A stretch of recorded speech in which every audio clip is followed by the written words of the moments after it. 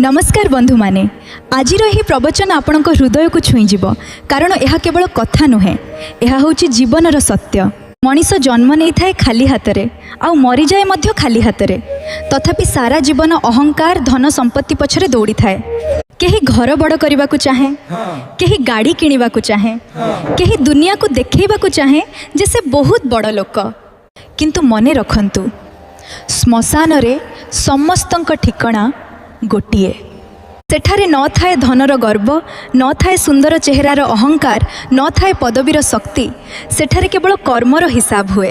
गरुड़ पुराण रे कुहा जाइछि मनीष जेमिति कर्म करे सेमिति फल पाए। जदि आपण कहार हृदय भांगिचंती दिने ना दिने निजे मध्य सेई कष्ट पाइबे। जदि आपण माँ बापा को कंदाइचंती तेबे जीवन रे शांति केबे मिलिबो नाही। कारण भगवानंक परे जदि केही सत्य देवता अछंती से हेउछंती माँ बापा। आजिर समय रे लोके निज परिवार को छाड़ी बाहर लोकन को खुशी करिवारे व्यस्त। किंतु मने रखंतु दुख समय रे बाहर लोक नुहे निज लोक ही साथ देई थांती। जीवन रे केबे एते बड़ हेबे नाही जे निज लोकन को छोट भाविबे। जे गछ फल रे भरी जाए से गछ सबु बेले नम्र होई जाए। सेई भली भल मनीष केबे गर्व करे नाही।